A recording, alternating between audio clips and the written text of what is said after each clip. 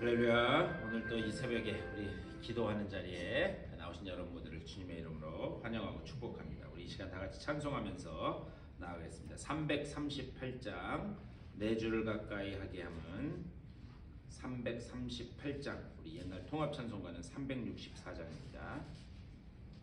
338장 우리 옛날 찬송가는 364장입니다.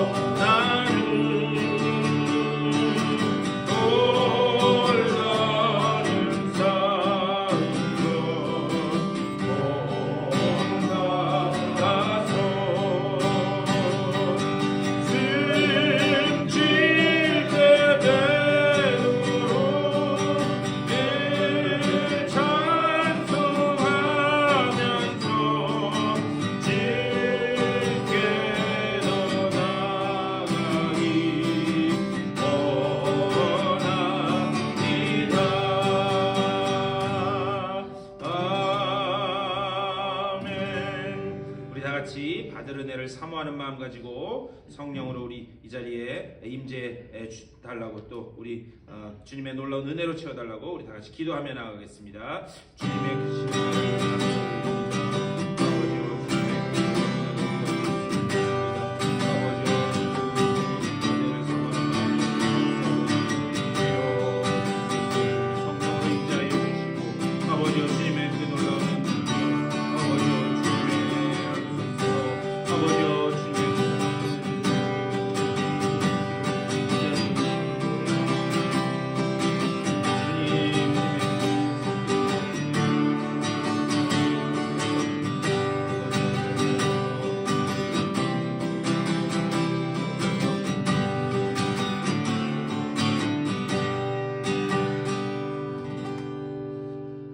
주님의 은혜를 감사드립니다. 오늘 이 토요일 아침에 또 주의 전으로 불러주시고 또 기도하며 주님 앞에 영광 올려드리며 하루를 시작하게 하시니 감사를 드립니다.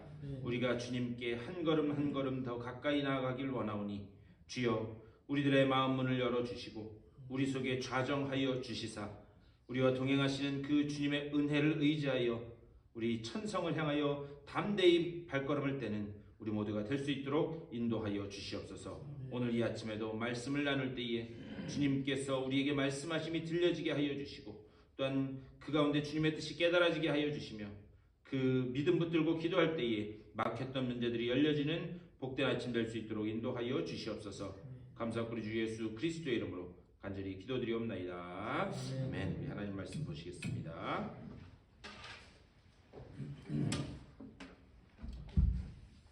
우리 히브리서 12장 우리 5절 말씀부터 보시겠습니다. 우리 5절부터 13절까지 말씀.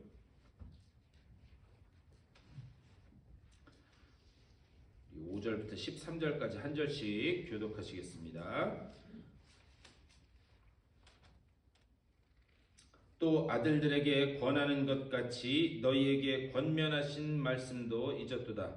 일러스되 내 아들아 주의 징계하심을 경히 여기지 말며 그에게 꾸지람을 받을 때에 낙심하지 말라.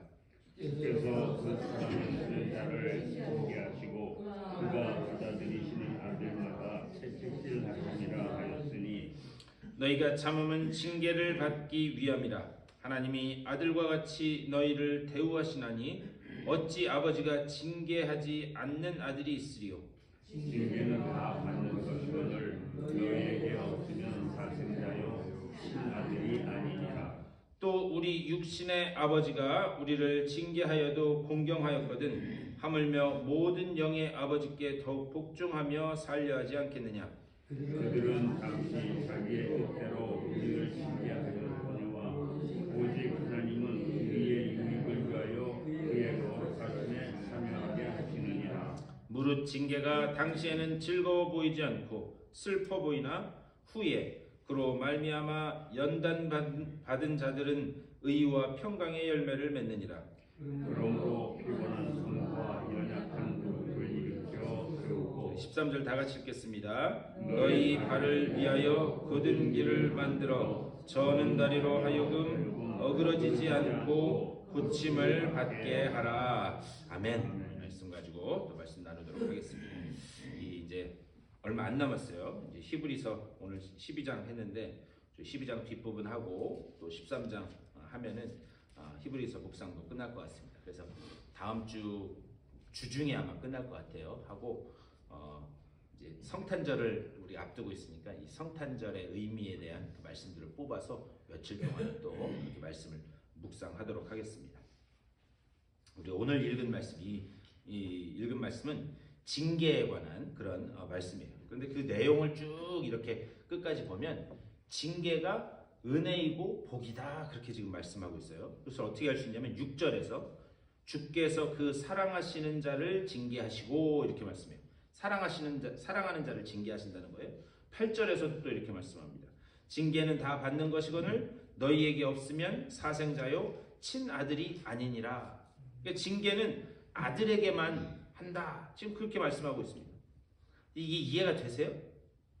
네? 이해가 되시나요? 네? 이게 왜 그러냐면 사실 우리가 여기서 이 징계라는 이 말 때문에 그러는데 왜 이렇게 번역되는지 모르겠는데 이 징계라고 하는 말은 파이데이아 이 뭐냐?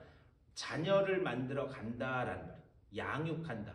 그러니까는 오늘 여기 우리가 읽은 말씀에 징계라고 하는 그 말을 자녀를 만들어 간다, 양육한다 라고 하는 그 의미를 넣어서 읽으시면 조금 우리가 생각하는 것과 다른 의미가 이렇게 딱 떠오를 수밖에 없습니다.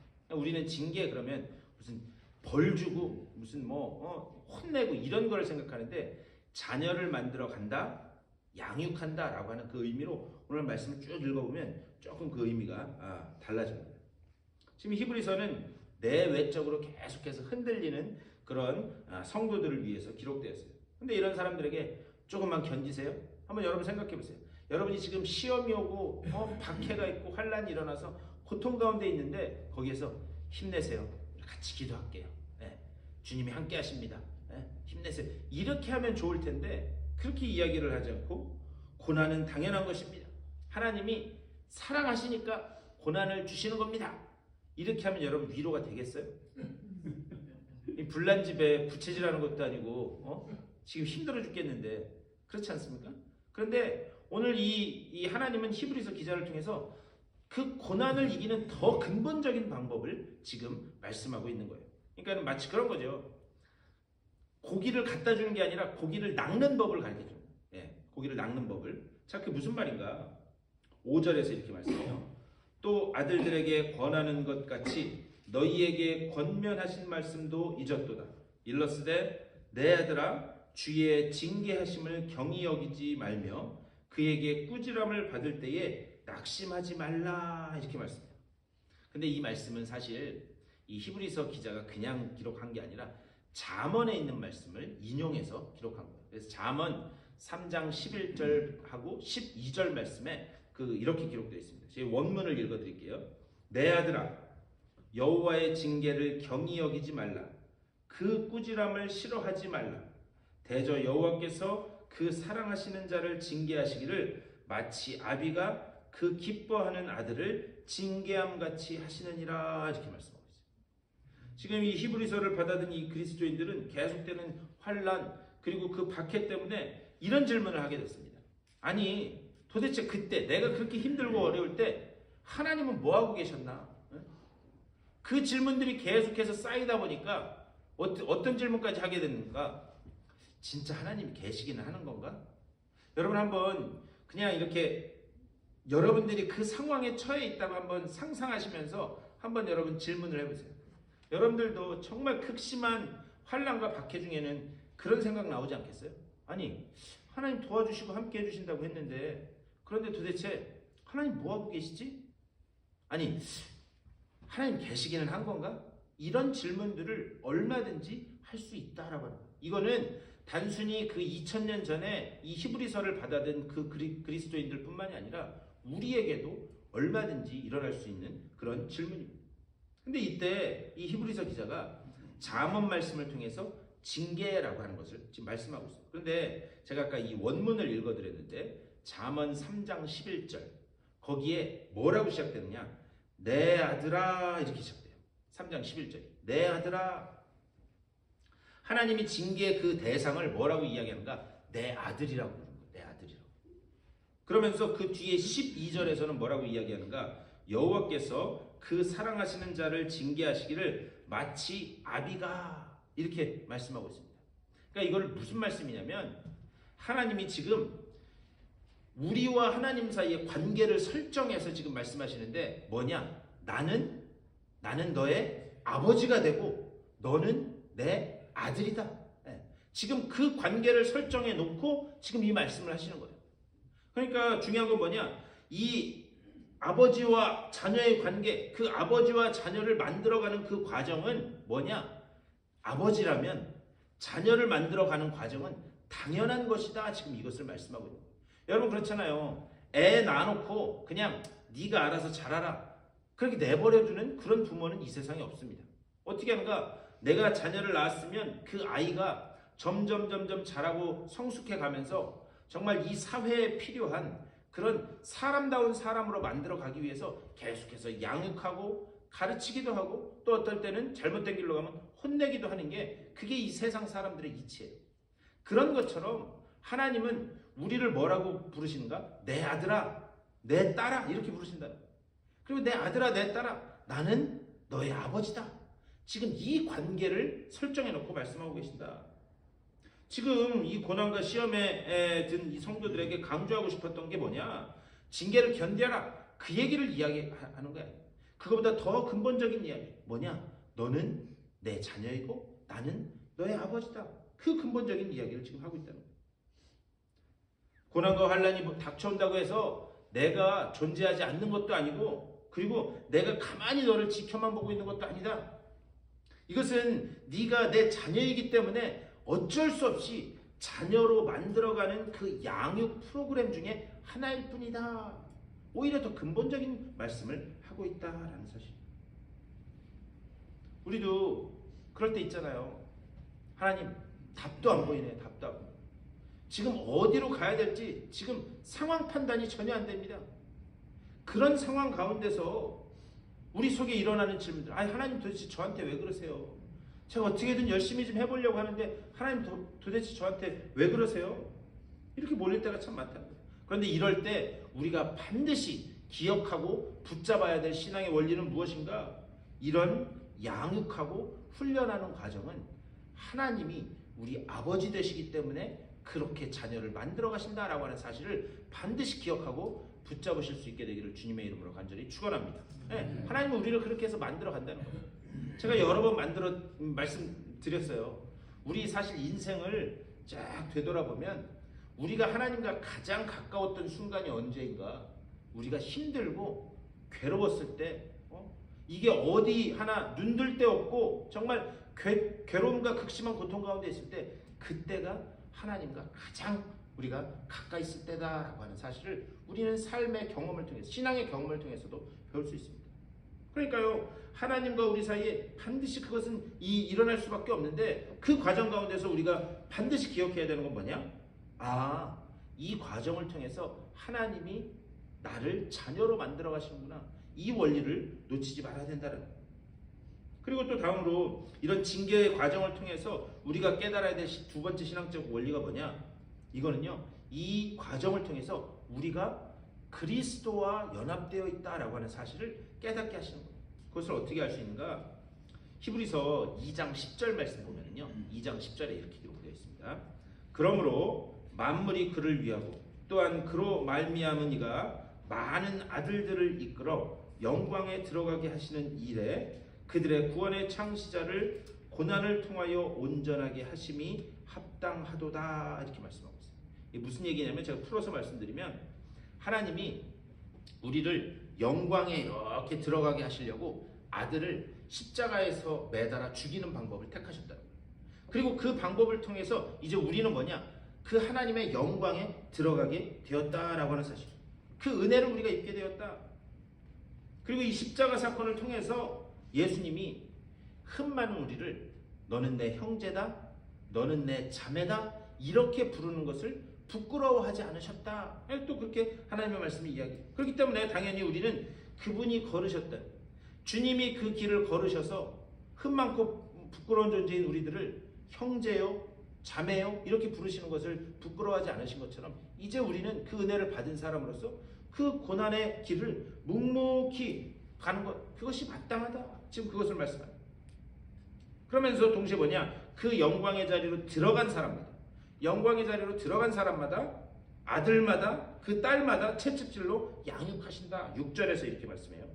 주께서 그 사랑하시는 자를 징계하시고 그가 받아들이시는 아들마다 채찍질 하심이라. 뭐냐? 우리가 받는 이런 이 자녀를 만들어가는 그 과정을 통해서 뭐냐? 우리가 그리스도와 연합되어 있구나. 주님이 받으셨던 그 고난을 내가 지금 함께 짊어지고 가는구나. 하나님과 우리가 자녀의 관계이고 우리가 또한 그리스도와 연합된 관계이다라고 하는 것을 이 자녀 만들기 프로젝트를 통해서 하나님은 우리가 깨닫기를 원하신다라는 것을 지금 말씀하고 있는 겁니다. 그렇다면 이런 그 자녀 만들기 프로젝트, 징계 과정을 통해서 하나님이 우리에게 원하시는 것이 무언가? 예를 들면 이런 거죠. 이스라엘 백성이 애굽에서 노예살이를 했어요. 종살이를 하긴 했지만 거기에서 먹고 사는 문제는 걱정하지 않았습니다. 노예긴 했지만 그냥 초강대국, 초인류 문명에서 노예 생활을 했기 때문에 먹고 사는 거는 걱정 안 하고 거기서 살았어요. 그런데 어느 날 하나님이 모세를 보내십니다. 그래서 모세를 보내서 어떻게 하는가? 그 이스라엘 백성들을 광야로 쫙 내모세요. 그런데 광야라고 하는 것은 어떤 것인가? 광야라고 하는 것은 아무것도 없는 정말 절대적인 결핍의 상태가 바로 이 광야의 상태였습니다. 그래서 그 광야 세월 동안 이스라엘 백성은 뭐 하고 살았느냐? 이스라엘 백성은 하늘만 쳐다보고 살았어요. 하늘만. 그 하늘만 쳐다보고 사는 그것을 훈련하는데 40년이라고 하는 그런 시간이 걸리게 됩니다. 그 광야 40년 동안 이스라엘 백성의 깨달은 것은 무엇인가? 답은 하나님밖에 없습니다. 답은 하나님밖에 없습니다. 오직 하나님만이 유일한 길입니다. 그것을 40년 동안 매일같이 훈련을 받게 됩니다. 그런데 이런 훈련의 과정을 통해서 오직 하나님만이 답입니다. 이렇게 이야기하게 된 그것을 오늘 10절 2장 10절에서는 뭐라고 이야기하는가? 거룩에 참여하게 되었다라고 말씀합니다. 거룩에 참여하게 되었다. 이 거룩이라고 하는 것은 무엇인가? 거룩은요, 나뉘지 않는 마음을 이야기합니다. 나뉘지 않는 마음. 제가 몇 번 말씀드렸는데 거룩이라고 하는 것은 무엇인가? 우리가 하나님과 우리가 어떤 관계에 있는가를 말씀하는 것이 이 거룩이라고 합니다. 거룩은 하나님과 우리 사이에 나뉘지 않는 그런 마음을 이야기합니다. 그러니까 하나님과 우리 사이가 나뉘어지지 않고 꼭 붙어 있으니까 그 다음에 그 꼭 붙어 있는 상태가 되면 그 다음에 오는 것은 무엇인가? 그것이 평안이다 말씀해요. 오늘 11절에서 이렇게 말씀해요. 오늘 말씀 11절. 무릇 징계가 당시에는 즐거워 보이지 않고 슬퍼 보이나 후에 그로 말미암아 연단받은 자들은 의와 평강의 열매를 맺느니라 이렇게 말씀합니다. 여러분 한번 그 광야에 있는 이스라엘 백성에 한번 이렇게 그 입장에서 한번 생각해 보셨으면 좋겠어요. 그 사람들이 왜 하늘만 쳐다보고 살 수밖에 없었는가? 그들의 매일 걱정은 뭐냐? 하늘 쳐다보면서 야, 어제 내렸던 만나는 오늘 또 내릴까? 어제 이렇게 훅 떨어졌던 메추라기는 오늘 또 떨어질까? 오늘 지금 구름 기둥이 저렇게 서 있는데 저게 오늘은 움직일까 안 움직일까? 우리는요 이 구름 기둥이 이렇게 매일매일 하루가 지나면 조금씩 움직였다고 그렇게 생각하는데 우리가 출애굽기를 잘 보면 어떤 때는 거기에 그냥 구름 기둥이 서 있으면 이스라엘 백성은 거기서 열흘이고 한 달이고 서 있었어야 됐어요. 그래서 딱 어디에 도착하자마자 이스라엘 백성이 제일 먼저 했던 게 뭐냐면 성막을 치는 거였어요. 성막을 쫙 쳤는데 근데 여러분 한번 생각해 보세요. 성막을 막 몇백 명이 힘들게 쫙 쳤어요. 그리고 진도 딱 쳐서 세 지파씩 이렇게 있고 그 다음에 오늘 저녁에 또 밥 해 먹어야 되겠다 그러면서 솥도 걸고 불 폈어요. 그런데 구름이 움직여요. 그럼 어떻게 해야 돼요? 야 구름 움직인다 그러면서 또 다 짐 싸라. 네. 성경이 그렇게 자세하게는 기록되어 있지 않지만 우리가 그 과정을 얘기해 보면 그게 얼마나 고단한 삶이었겠는가. 그런 과정을 통해서 그들이 가지고 있었던 그런 그 심리적인 마음 상태가 야 구름이 언제 움직이지? 이거 해야 되나? 말아야 되나? 만나는 내릴까? 그런 불안한 그런 근심의 아침을 매일같이 그들이 맞았을 거예요. 그런데 그렇게 40년간 하나님만 바라보는 그 훈련을 하고 나니까 뭐냐? 하나님과 나뉘지 않는 마음, 그 거룩한 마음 상태로 40년의 훈련의 과정을 통해서 이제 들어가게 됐다는 거예요. 그래서 그렇게 훈련을 통해서 하나님과 나뉘지 않는 거룩의 단계로 들어가게 되니까 이제부터는 어떤 상태가 되는가? 있으면 어떻고 없으면 어때? 주님과 나뉘지 않고 하나님과 나뉘지 않고 내가 하나님이 내 안에 내가 하나님 안에 있는데 아니 좀 있으면 어떻고 없으면 어때? 아니 좀 아프면 어떻고 안 아프면 안 돼. 그런 외부적인 조건이 전혀 문제가 되지 않는 그 상태로 나아가게 되었다. 그것을 오늘 이 말씀에서는 거룩에 참여하게 되었다라고 그렇게 말씀하고 있는 거예요. 대표적인 인물이 누구인가? 사도 바울입니다. 사도 바울의 이 말씀을 쭉 이렇게 보면 하나님이 사도 바울을 통해서 계속해서 하시는 말씀은 뭐냐? 매도 처하고 높은 데도 앉아보고 낮은 데도 처해보고 그렇게 다 해보니까 그런 것들이 나를 흔들지를 못하더라. 그런 외부적인 조건들이 나를 흔들고 넘어뜨리지 못하더라. 오직 나에게는 내 속에 있는 예수 그리스도만 있다라고 하는 그 고백이 그의 입술을 통해서 고백되게 됩니다. 그러니까 세상적인 것이 내 인생을 뒤집지 못하는 거예요. 그리고 난 다음에 오늘 12절과 13절에서 이렇게 말씀해요. 그러므로 피곤한 손과 연약한 무릎을 일으켜 세우고 너희 발을 위하여 곧은 길을 만들어 저는 다리로 하여금 어그러지지 않고 호침을 받게 하라 이렇게 말씀해요. 근데 이 말씀도 그냥 나온 말씀이 아니라 이사야서 구약성경 이사야서 35장 말씀을 인용해서 한 겁니다. 이사야서 35장에 보면 이스라엘 역사상 가장 이스라엘을 공격했던 군대 중에 가장 악한 그리고 가장 악랄하게 했던 사람들이 누구냐면 아수르 군대였어요. 아수르 군대.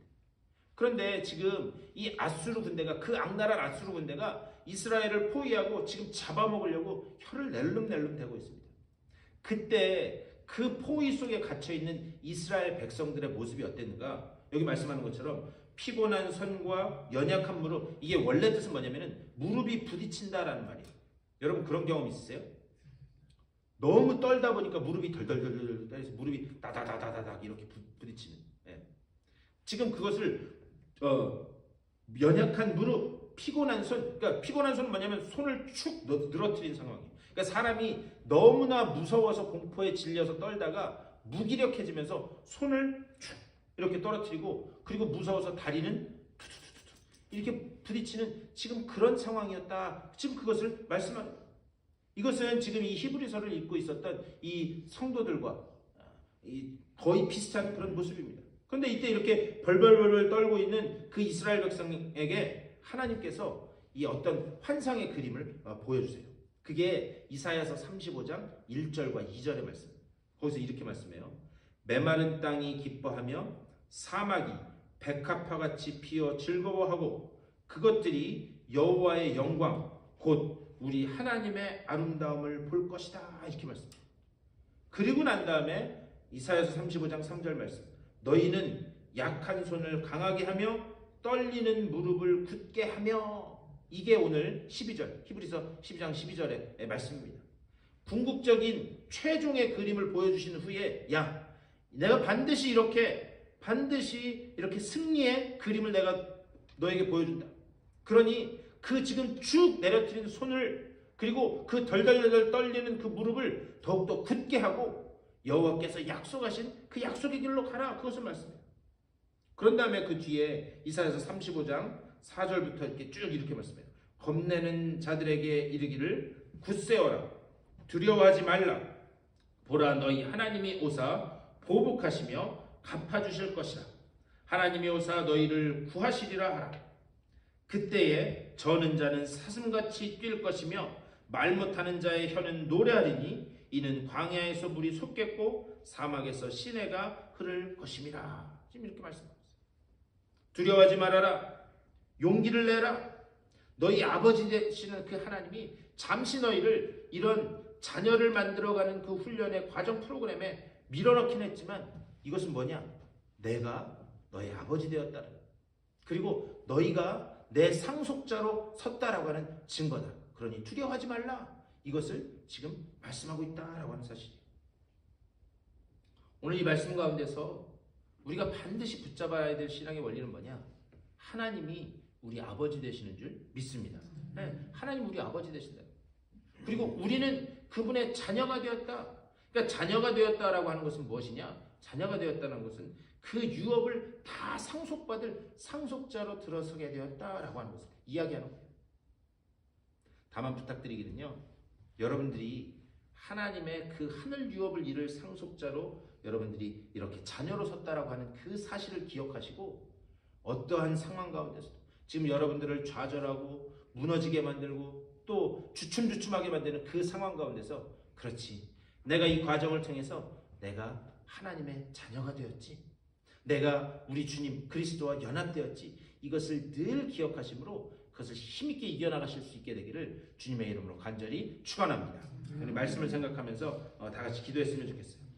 우리를 힘들게 만들고 두렵게 만들고 절망케 만드는 그것이 무엇이 되었든지 간에 하나님이 이사야 선지자를 통해서 주신 말씀, 굳세어라, 두려워하지 말아라, 하나님이 너희를 구하시리라, 이 말씀이 여러분들을 다시 일으켜 세우는, 하나님 그것이 오늘 나를 다시 일으켜 세우는 말씀이 되게 하여 주시옵소서. 다 같이 기도하시고 또 교회를 위해서 또한 아픈 분들을 위해서 그 회복 중에 있는 분들을 위해서 여러분들의 개인적인 기도의 제목들을 놓고 기도하시고 삶의 자리로 친교하시고 삶의 자리로 돌아가시도록 하겠습니다. 우리 다 같이 한 목소리로 기도하시겠습니다. 우리 주님의 크신 사랑과 은혜를 감사드립니다. 아버지, 오늘 이 아침에도 주님의 말씀으로 하루를 시작하게 하시니 감사를 드립니다. 나를 좌절케 하고 나를 곤고하게 하고 아버지 정말 나를 무너지게 하는 그런 여러 가지 그 환난과 박해 상황 가운데서 아버지 오직 주님만 바라볼 수 있는 그 영의 눈을 아버지여 열어 주시옵소서. 주님께만 시선을 고정할 수 있게 하여 주시고 그 우리의 아버지 되신 그 하나님께서 우리를 주목하여 보시고 아버지 정말 그 능력의 손으로 붙들고 계심이 아버지 온전히 보여줄 수 있도록 인도하여 주시옵소서. 주님께서 말씀하신 두려워 말라 굳세어라 내가 너희를 구원하리라 라고 하는 그 말씀이 아버지 정말 나를 향한 말씀으로 받아들여지게 하여 주시고 아버지 정말 그 말씀 가운데서 이 궁극적인 승리가 보여지는 아버지여 그 말씀 속에서 아버지 우리가 겪고 있는 이 여러가지 상황들을 기쁨으로 한 걸음 한 걸음 담대히 끌고 나아가는 우리 모두가 될 수 있도록 인도하여 주시옵소서. 그 하늘의 믿음으로 우리를 채워주시고 아버지 정말 그 하늘의 믿음 가운데서 아버지 정말 하나님 기뻐하시는 주의 자녀들로 백성들로 다 설 수 있도록 아버지 우리를 붙잡아 주시고 인도하여 주시옵소서. 우리 교회의 이런 복된 믿음의 소유자들이 계속해서 길러지게 하여 주시고 모여지게 하여 주시고 아버지 정말 머리 되신 그 주님만을 바라보며 나아가는 주님의 복된 백성들로 다 설 수 있도록 주여 아버지 인도하여 주시옵소서. 이런 믿음의 공동체가 되게 하여 주시고 아버지 정말 우리의 공동체 속에서 계속해서 이런 주님을 향한 그 은혜와 사랑에 대한 감격이 아버지 정말 계속해서 고백되어지는 귀한 공동체 될 수 있도록 주의 아버지 붙잡아 주시고 좀 인도하여 주시옵소서. 아버지의 육체의 질병으로 인하여 고통 가운데 있는 아버지의 믿음의 지체들이 있습니다. 아버지의 불쌍히 여겨주시고 그들을 한 번 한 번 찾아가 주셔서 주의 능력의 오른팔로 안수하여 주시고 아버지 정말 주님께서 다시 회복시키시고 아버지 정말 놀랍게 일으켜 세우시는 그 은혜를 맛보게 하여 주시며 건강한 육체를 가지고 다시 주님 앞에 나와 하나님 앞에 영광을 올려드리는 아버지 정말 기쁨의 삶으로 저들이 나아갈 수 있도록 주여 은혜 위에 은혜를 더하여 주시옵소서. 오늘 하루도 기도와 말씀으로 하루를 시작한 주님의 귀한 백성들 주님 붙잡아 주시고 아버지 정말 하나님의 그 말씀이 아버지 정말 저들을 휘어잡게 하여 주시고 아버지 정말 그리하여 그 말씀 가운데서 주님이 주시는 위로와 평안으로 아버지 정말 그 주님의 놀라운 능력으로 온전히 오늘 하루를 힘있게 살아내는 저들의 삶이 될 수 있도록 주여 복의 복을 더하여 주시옵소서. 주님의 그 놀라운 은혜를 채워주시옵소서.